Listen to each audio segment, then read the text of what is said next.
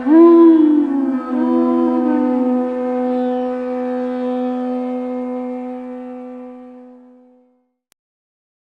Ajnanatimirandhasya Gnananjanashalakaya Chakshurunmilitam Yena Tasmai Shri Gurave Namaha Shri Chaitanya Manobhishtam Sthapitam Yena Bhutale Swayam Rupa Kada Mahyam Dadati Swapadantikam Vandeham Shri Guroham Shri Yutapadakamalam Shri Gurun Vaishnavamscha Shri Rupam Sagrajatam Sahagana Raghunathan Vitam Tam Sajivam Sadvaitam Savadhutam Parijana Sahitam Krishna Chaitanya Devam Shri Radha Krishna Padan Sahagana Lalita Shri Vishakhan Vitamscha He Krishna Karuna Sindho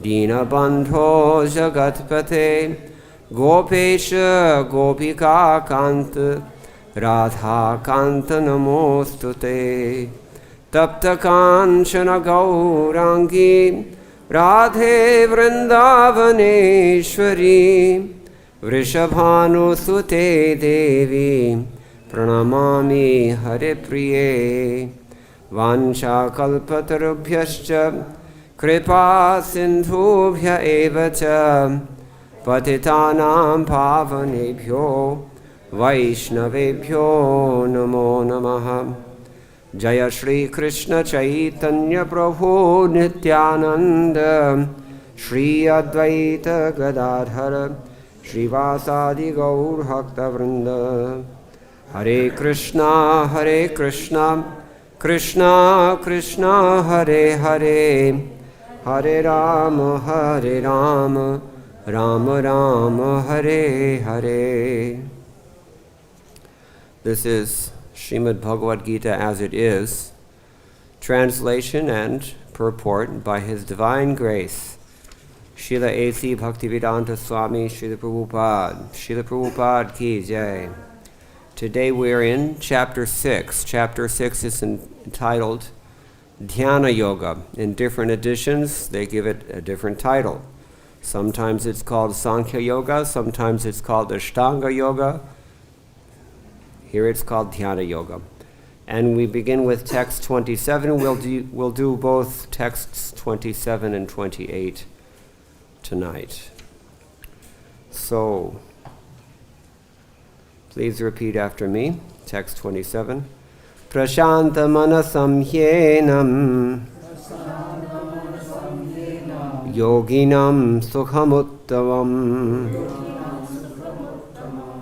upaiti shantarajasam brahmabhutam akalmasham.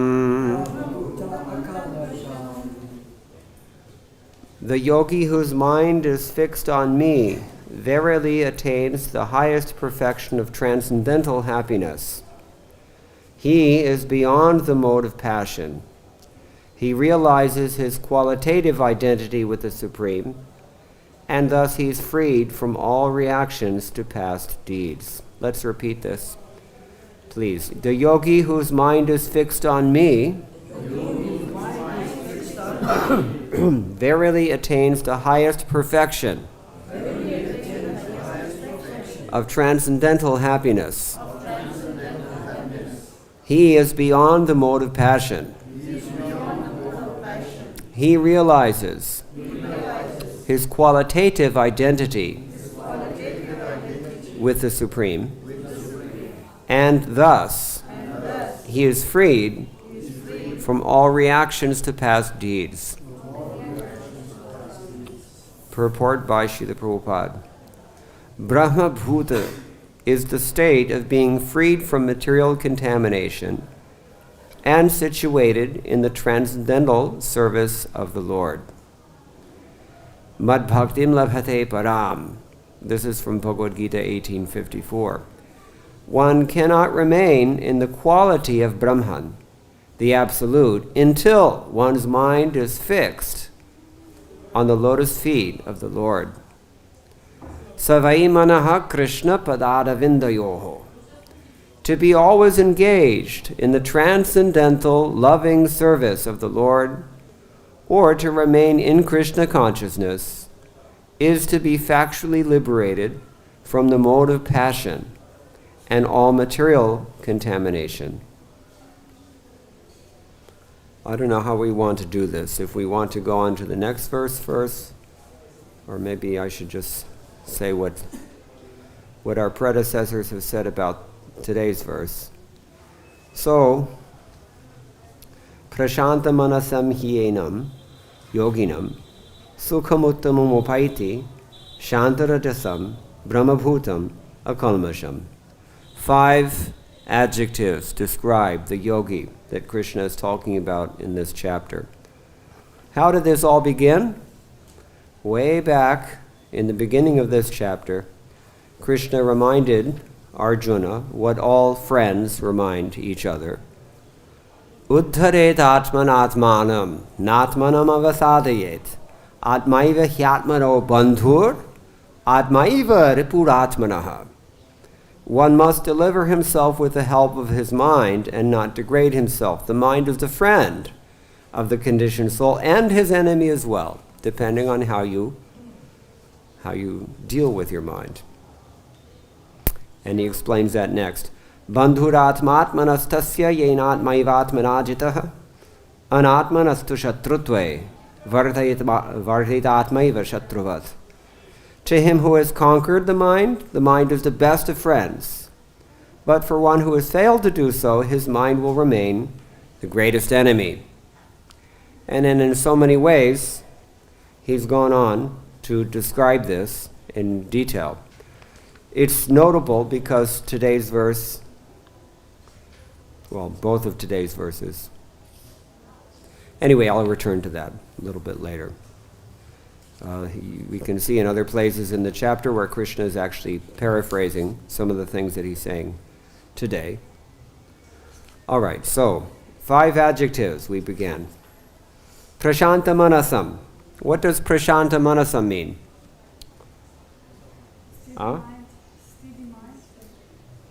Prashanta, your mind is peaceful, tranquil mind.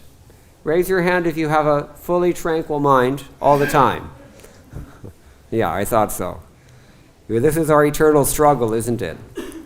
How many lifetimes we're going on in this way? Prakriti sthani karshati, Krishna says later on. We're struggling with our senses, and the senses are, after all, the disciples of whom? Disciples of the mind. Mind is the guru. If you can convert the mind, then automatically the little disciples will follow. Just like you see. I don't know, here we don't have ducks in Vrindavan, but in countries where you see ducks, there's the mother duckling, mother duck, and all the little ducklings, 1, 2, 3, 4, 5, 6, they're all following in a line. So it's like that. The mind is the guru, and all little senses, they all follow. So prashanta manasam. Different acharyas have written different things about this. First of all, Ramanujacharya, very august commentator from the Sri Sampradaya, he glosses prashanta manasam as atmani nischala manasam. When your mind is immovably fixed on the Atman. Another way, just in case we'd misunderstand that, he paraphrases in different words. Atmani nyasta manasam. Your mind is fixed only on the self, Atma. Now that's a problem because Atma can mean a few things. What does Atma mean? It can mean body. It can mean the mind. It can mean the self, the soul, spiritually. What else? Anything? It can also mean Paramatma. So, we'll leave that for now. But it's a nice progression. Ramanujacharya sets the tone for all later commentators. He says, first of all, that has to happen. The mind has to become fixed on the self. Tata eva. Only then do you get dagda shesha kalmasham. whatever sins you have committed, they will be burnt up. They'll be burnt up when your mind is peaceful. Datta, which is to say that when your sins are burned up, then your mind can be peaceful. He's actually going in the other direction. Tata eva, he says, shantarajasam. That means when you are freed from the mode of passion, is being singled out here, which means vinashta rajogunam. Rajoguna is destroyed. Tata eva brahmabhutam. Then you get brahmabhutam status. And how does he define that? Swarupena avasthitam. To be situated in your own constitution. Does that sound familiar? Do we know a verse from Srimad-Bhagavatam that says something very similar to this? Who's reading Prabhupada's books? Yes. Yes. We're talking about swaswarupena avasthitam. This is his definition of brahmabhutam. To be situated in your own constitution. What verse am I thinking of? Muktir hidvanyata rupam swarupena vyavasthitihi. This is in the... Sorry? Yes, from the Srimad-Bhagavatam.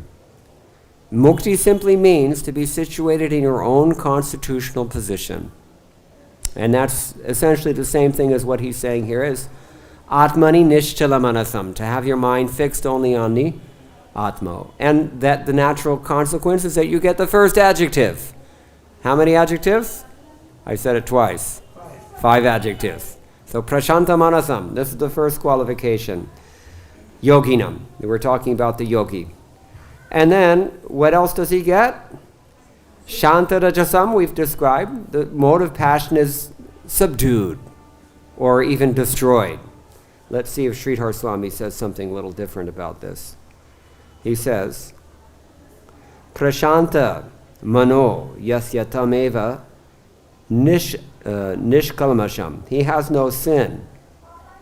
He has no sin. His commentary is very basic. What does Vishwanath Chakravarti Thakur or Baladev Vidyabhushan puts it very nicely. Akalmasham. What does it mean? Praktana sukshma dosha dugdham. Praktana sukshma dosha dugdham. Some people can understand these terms. It means these subtle flaws that are within each of us, that we're carrying with us from how many lifetimes past, we don't know. These things become burned up. In other words, he's talking about kusamskaras, bad samskars.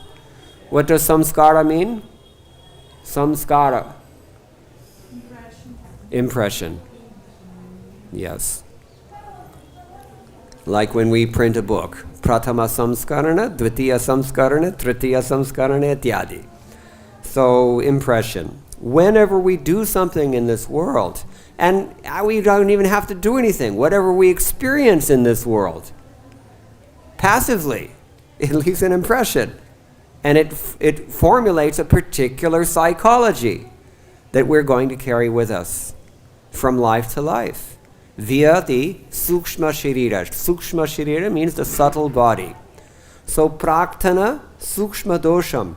Those flaws that we've brought with us from the impressions of so many past experiences, most likely bad, but even so-called good ones are actually bad in this world because they necessitate further rebirth.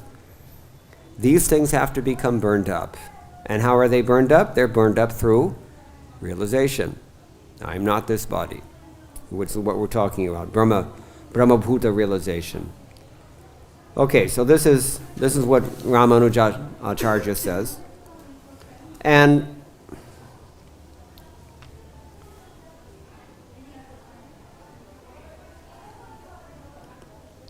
Srila Prabhupada emphasizes, he takes us straight to the conclusion, practical, easy, simple conclusion.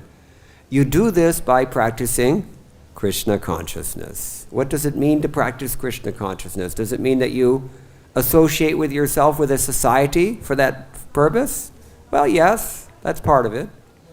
But essentially it means somehow or other you have to fix your mind on Krishna. Remember, this is what Ramanujacharya has told us in the beginning. Somebody else put it a different way. Sridhar Swami says, Evam pratyahadibhi punaha punar mano vashikurvantam rajoguna kshaye sati yoga sukham prapnoti. This is what's being described in this verse. Through the practice of the Ashtanga Yoga system, which is being described in this chapter, and in particular one aspect of Ashtanga Yoga he mentions. What are the eight aspects of Ashtanga Yoga, the eightfold path? It begins with Yama, means your social responsibility. You don't steal from people, you don't treat others badly, etc., etc.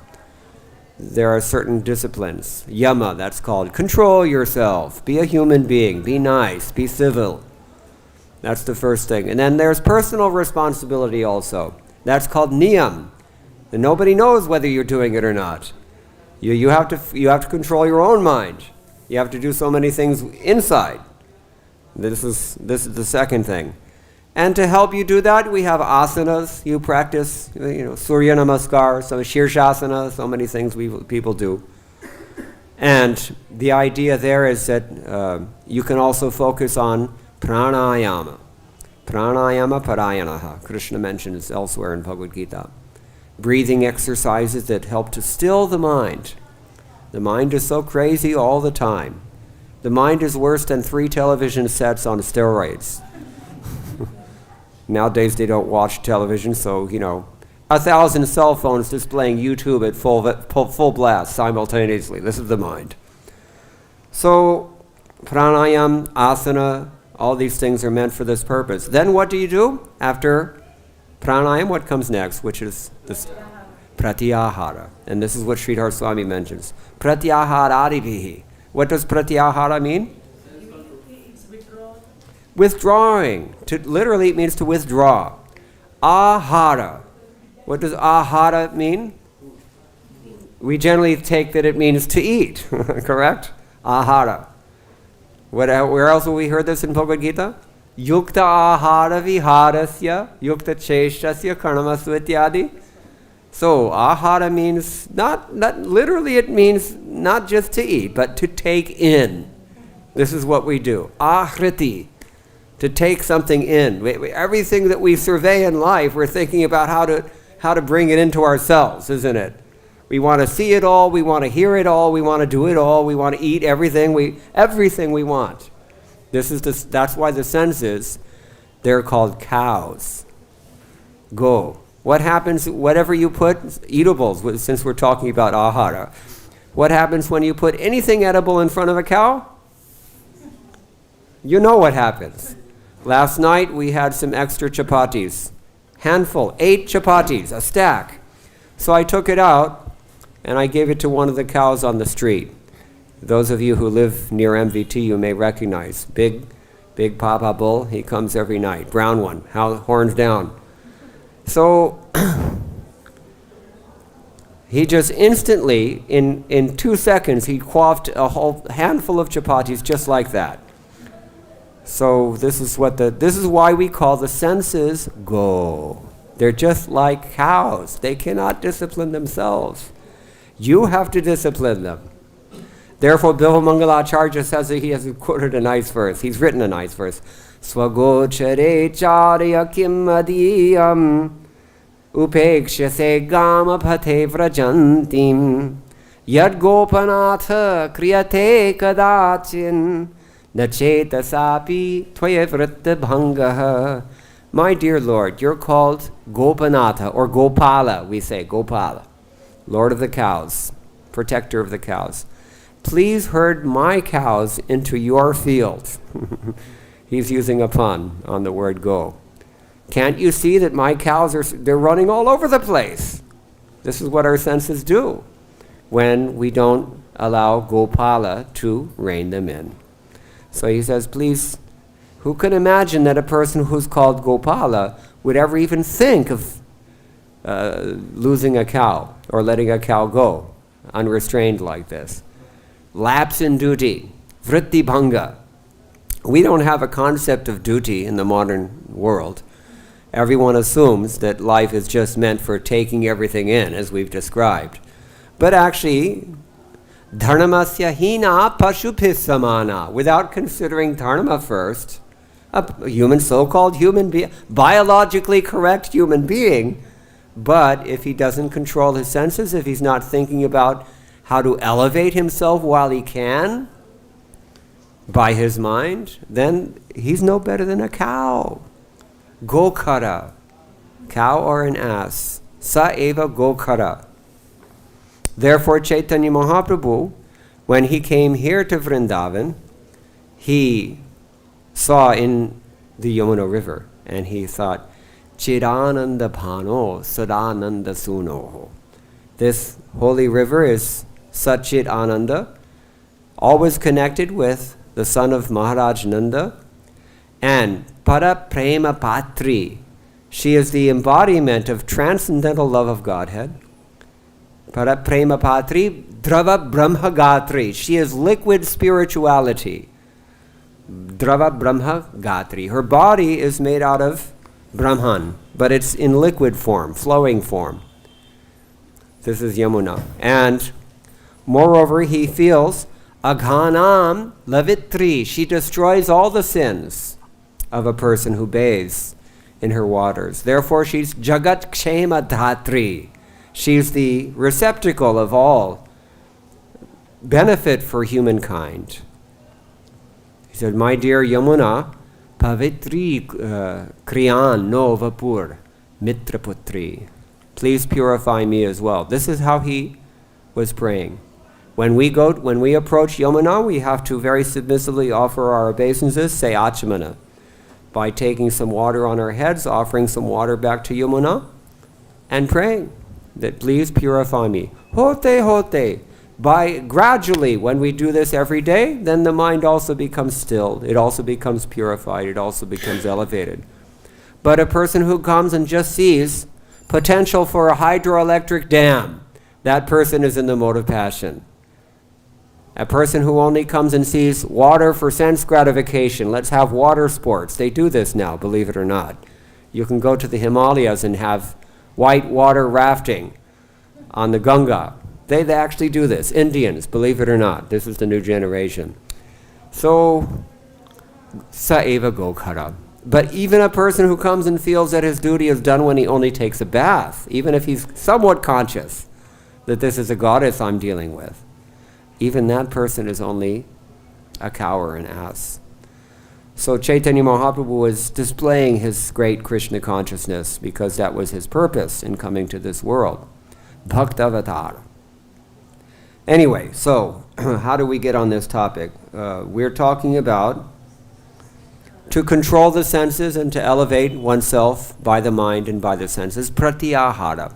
Sridhar Swami says, in this way meaning all the 26 verses that have preceded what we're discussing tonight, we have to withdraw our senses and our minds from material engagements. Punah punaha. Again and again we have to do this. It's not going to be easy. Vashikurvantam. Vashikurvantam means somehow you subjugate this mind after long practice.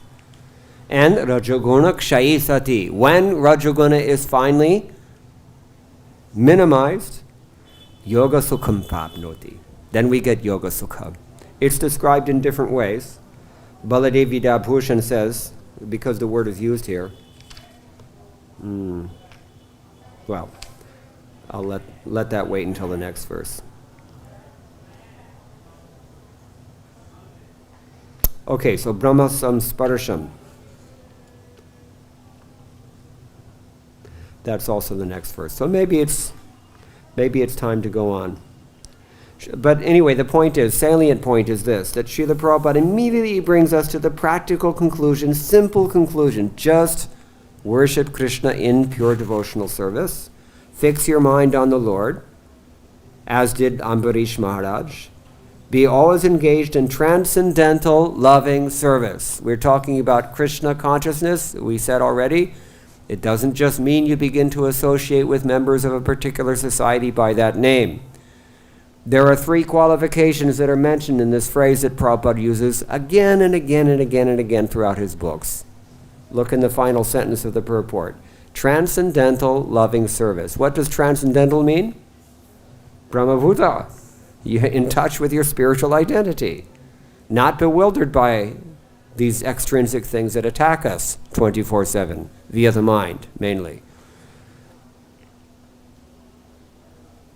So transcendental means that it is effected on the liberated platform. That is the first qualification, actually, to practice real devotional service. Param Bhaktim, which he mentions in the verse Prabhupada quotes from chapter 18. Let's all turn off our cell phones, those who have not yet done so, please. So transcendental is the first qualification. Loving is the other qualification. It has to have some bhava. Buddha bhava samanvitaha, Krishna says elsewhere in the Gita. Means it cannot be impersonal. We find quite often so-called bhakti. In America, they have Mayavadis put together a festival they call Bhakti Fest. So I told someone I know that actually it should be called Bhakti Fest, not Bhakti Fest. Because they're all hippie types and they're going there and they're taking intoxication and they're making so many wrong connections. Bhakti, material existence, mundane enjoyment. Actually, bhakti means it should be transcendental, loving service. So bhakti means this thing only. You're dealing with a person. We find that those who have taken to the impersonal path, they have so-called bhakti. This is the point of this so-called Bhakti Fest. But because they don't want to acknowledge or they don't want to surrender more pointedly, they don't want to actually surrender to the Supreme Person. Therefore, they have to remain enmeshed in so much bhakti. This is the problem with impersonalism. So loving means it has to be a person.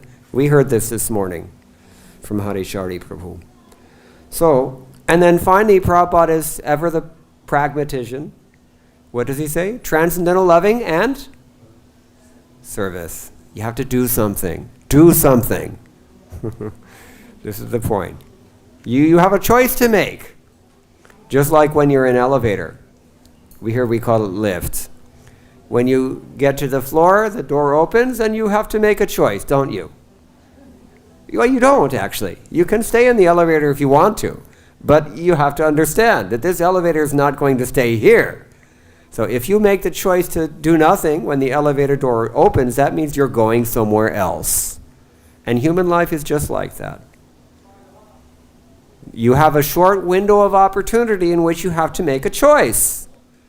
The choice is, do I recognize Krishna as a person? Do I cultivate my spiritual consciousness such that I get this swaswarupa avastitam situation described by Ramanujacharya, Brahmabhuta Gyan? And do I do something for Krishna, for his pleasure, not mine? Like when we do the yajnas, right? Yajnas, what do we say? Idam Krishnaya, idam namama. This is for Krishna, this is not for me. This is the choice, the fundamental choice that should define human existence. So transcendental loving service. Very, very rich phrase that Srila Prabhupada uses again and again throughout his books. So this is what it means to remain in Krishna consciousness and to be factually liberated from the mode of passion and all material contamination. Do we have any questions at this point, or shall we move on to text number 28? Because it's... Okay. Yes. Hare Krishna Prabhu. Now, Maya is also a manifestation of Krishna's energy. Yes. Okay? So why not embrace it fully, with detachment of course, keeping Krishna in the center. Mm-hmm. And enjoy movies, enjoy music, enjoy sports, with detachment of course. With what? With detachment. With detachment. That you shouldn't get engrossed in it, you shouldn't get, attached. How can you not get engrossed in material enjoyment when you indulge in it? This is the question. Krishna's in the center. Krishna's in the center. So you are aware of Krishna consciousness, and you are aware of spirituality. Yes. You follow everything.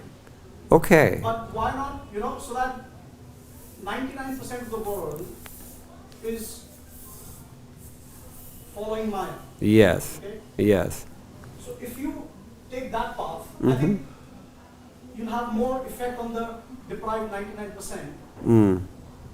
Because and we understand Krishna conscious and embrace it more. Yes. Completely, and still, because Maya is not bad. I mean, it's Krishna's energy. How can it be bad? It's created by Krishna. I understand your point. Those who pratyahara, those who practice removing themselves from society, they maybe wear saffron cloth, they live in a cloistered environment, in an ashram or something, they have minimal engagement with the material world, they make advancement. But they lose touch with, as you said, 99% of the population who cannot relate with that. So what to do? Therefore, our philosophy is,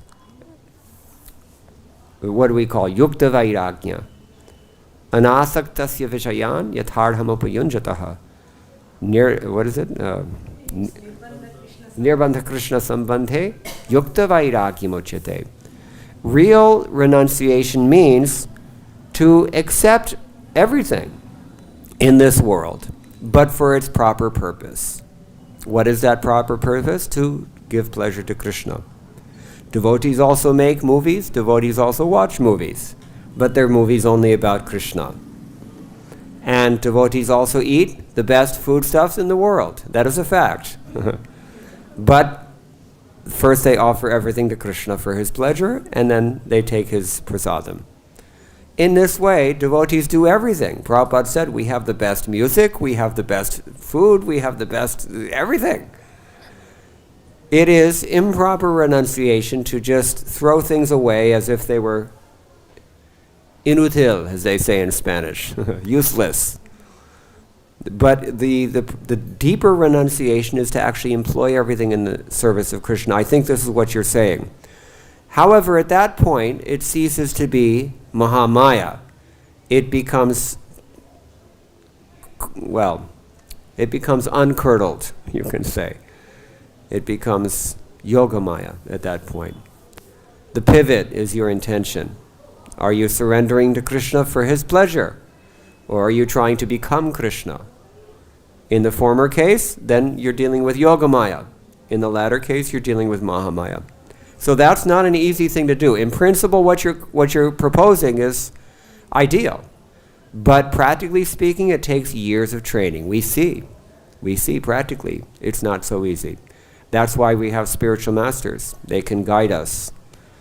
Because if you, as Krishna told Uddhava in the 11th canto, Swaya swayadhikare ya nishtha sa guna parikirtitaha. It is praised when you do exactly what you're qualified to do. Nothing more and nothing less. Because if you attempt something less than what you have adhikar for, then you fail. I'm sorry, you don't meet your full potential. And it's a vulnerable position to remain in because you will fail eventually. If you attempt something more than what you have adhikar for, then again you fail because you're not there yet. You see? So you have to be right on it. That requires guidance and the direction of someone who is tattvadarshi, as Krishna says in chapter 4 of this Bhagavad-gita. In other words, you don't want to be overqualified and you don't want to be underqualified as well. Both of those are considered to be flaws. But saguna parikirtata, sway adhikare yanishta, when you do exactly what you're qualified to do. So, how do we employ all this world, everything that we see in Krishna's service? We have no idea. But a bona fide pure devotee, acarya, who is empowered and guided by Krishna himself, he knows. Aham vedmi shuko veti, vyaso veti na veti va.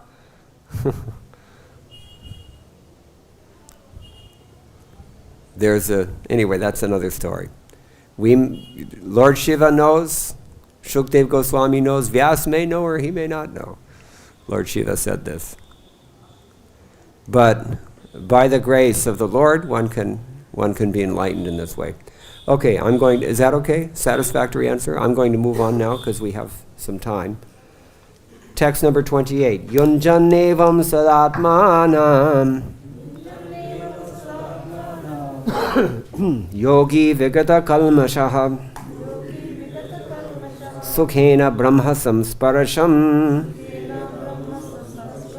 atyantam sukhamut ashnute.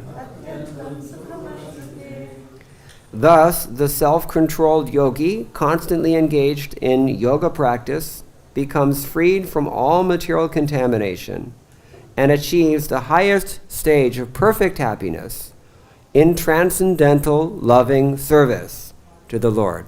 There we have that shibboleth again. Transcendental loving service. We've already described it. Prabhupada uses it again. Purport. Self-realization means knowing one's constitutional position in relationship to the Supreme.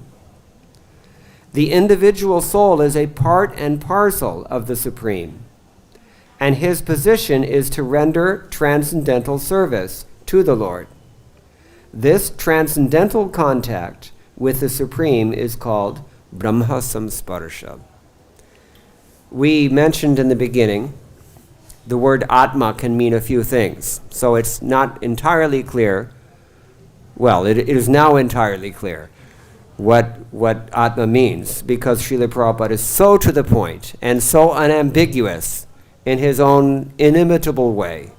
Classic Srila Prabhupada purport here, where he makes it inescapable what the practical conclusion of this text as taught by his acharyas is. You have to surrender to Krishna. You have to render loving, transcendental loving service unto Krishna. This is the Brahma Samsparsham talked about here. This is the Sukham Uttamam talked about in the previous verse, the Brahma Bhutam, ityadi. Okay, so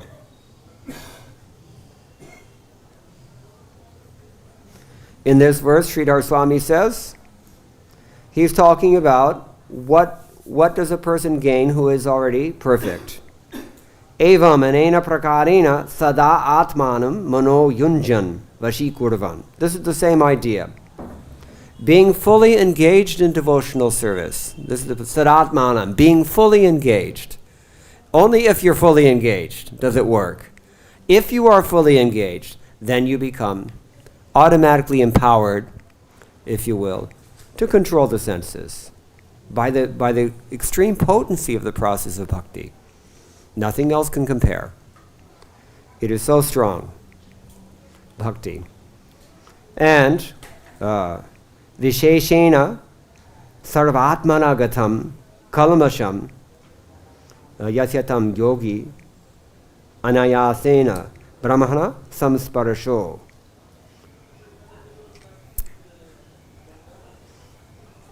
Avidya nivartakah.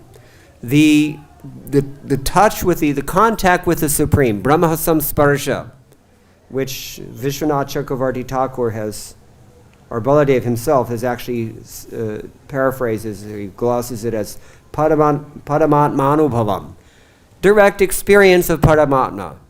Do you have direct experience of Paramatma? Raise your hand if you have direct experience of Paramatma. Actually, you can all raise your hands.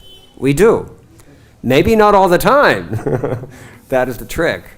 But all of us have some experience that Paramatma is within the heart. The pure devotee is always in touch with the Paramatma. This is how Baladev Vidyabhushan takes Brahma Samsparsha. As you can see, Srila Prabhupada takes it to the next step. He's talking about Bhagavan Samsparsha. Krishna himself only mentioned Brahma Samsparsha. We have all three. Brahma, Paramatma, Bhagavan. They're all the same. How do we know this? Who knows the verse I'm thinking of? From 1st Canto, chapter 2. What is the verse?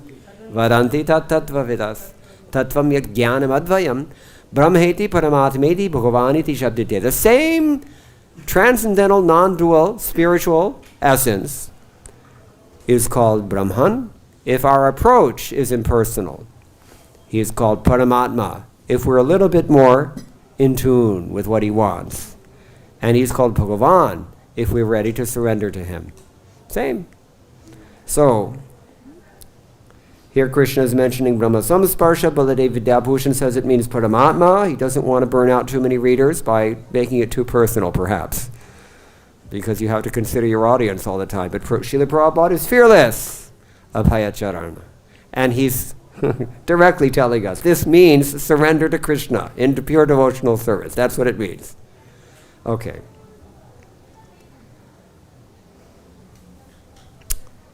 Brahmabhutam. So, what does it mean when we come to this Brahmabhutam stage? Baladev Vidyabhushan says, Sakshat Krita Vivikta Avir Bhavita Ashtagunaka Atma Surupam.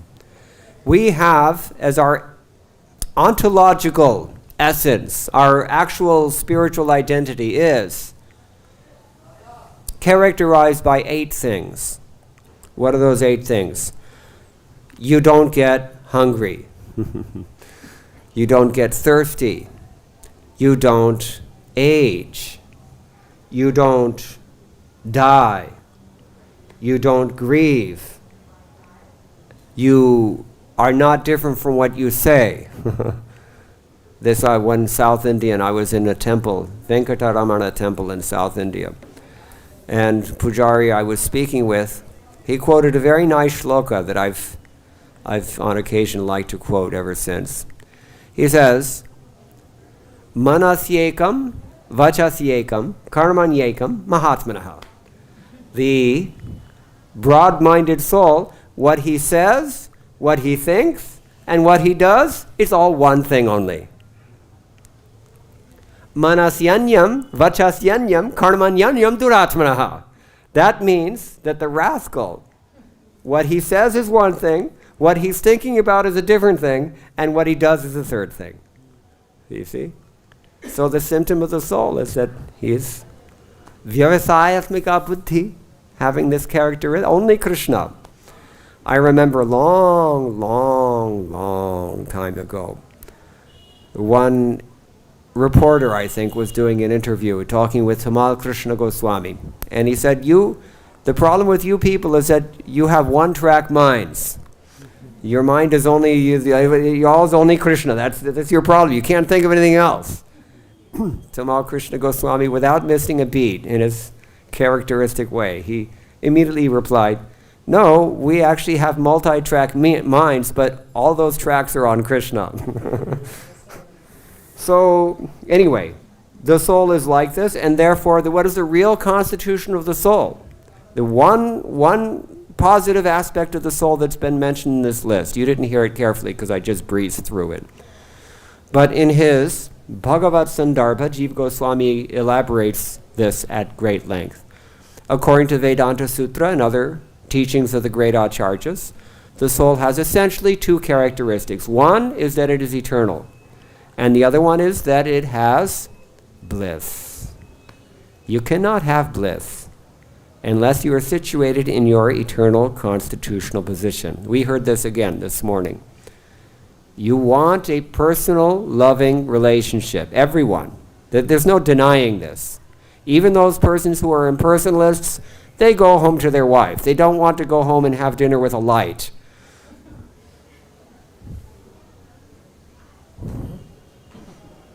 Is it correct? Of course. That means that this is the real thing. Bhakti. This is the actual nature. Brahmabhutam.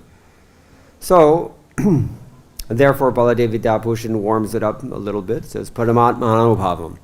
Direct experience of the Paramatma. And Srila Prabhupada makes it absolutely unambiguous in his typical way.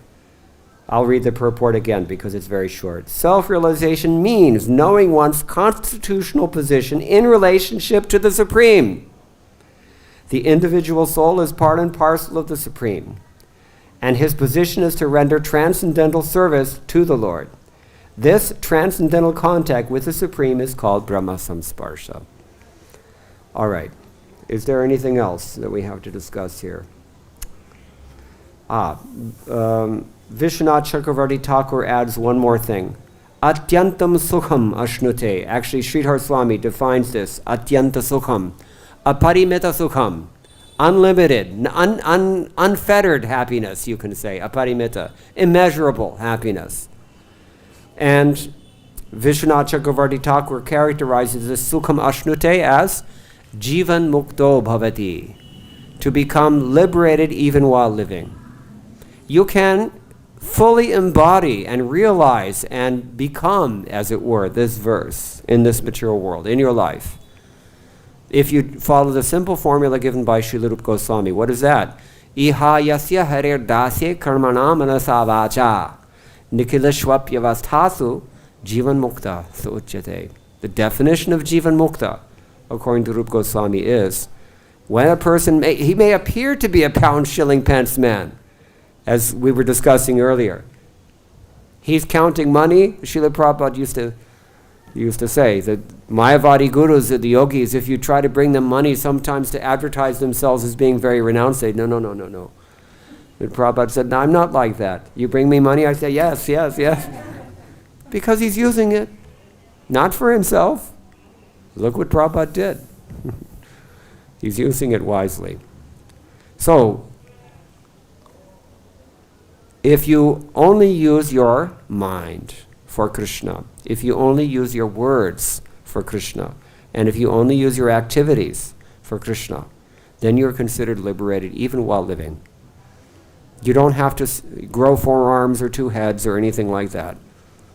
You just give your mind to Krishna totally, sadatmanam. It's been qualified here already. Sada. What is the word somebody used? Sarvatmana gatam. Sarvatmana. You're wholeheartedly. You give your mind wholeheartedly, 100%, always. Satatam yogi, Krishna says elsewhere. Always a yogi. Not just in the morning. Always. Because later on in the day, morning is sattva guna time.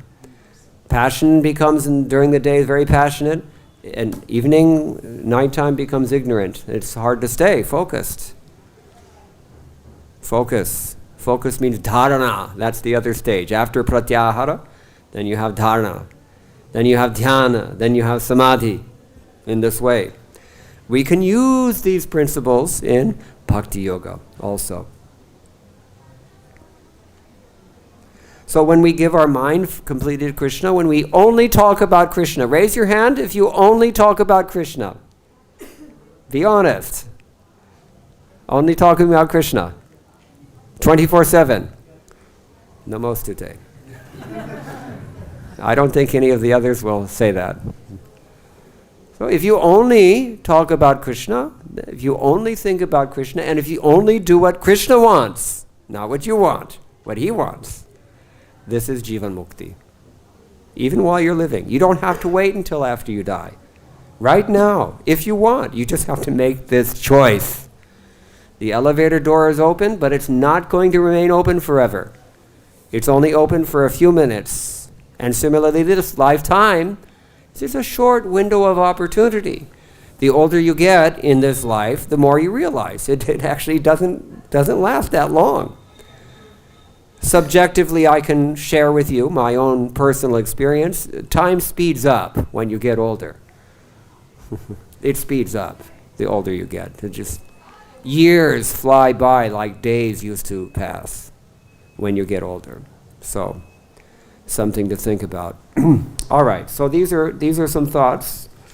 Again, to put this in context, Krishna is elaborating at some length here.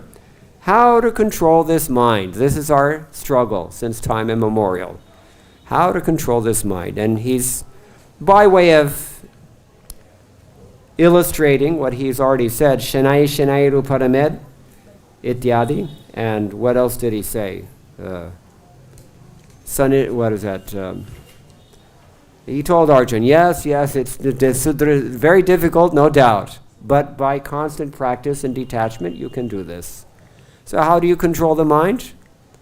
How do you beat the mind into submission, as we've been discussing? You chant Hare Krishna, Krishna Krishna, Hare Hare, Hare Rama, Rama Rama, Hare Hare. And again, Hare Krishna, Krishna Krishna, Hare Hare, Hare Rama, Rama Rama, Hare Hare. Especially in the early morning. and especially here in Vrindavan, and especially now during Kartika Mas, Damodara Mas. We have a few days, 20-something days left. Utilize this opportunity while you can, because you don't know if you can finish this month, do you? You don't know if you'll wake up tomorrow morning, do you? No. You don't know that you won't wake up after a stroke, you're completely unable to talk, do you? One friend of mine in Los Angeles, she's now living in Mayapur. Actually, she's now here in Vrindavan at the moment. She woke up one day and couldn't see anything. No explanation, just blind all of a sudden. It can happen. Don't think that everything that all the assets that you're taking for granted now, they're not granted. They're temporarily on loan, and they can be removed at any point, and you have no clue as to what the game plan is. No clue. A good manager keeps people in the dark. So, mama maya duratyaya. We are now in the stewardship of Mahamaya, because our attitude requires some adjustment.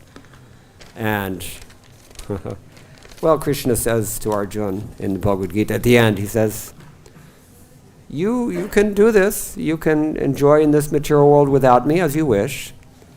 You can surrender to me, and Shashvatam Padam Avyayam, you will get the eternal supreme destination. You can enjoy eternity, knowledge, and bliss and full reciprocation with me forever. That you can have if you want. But I'm not going to force you. Yate chasita takuru. You do what you want, ultimately.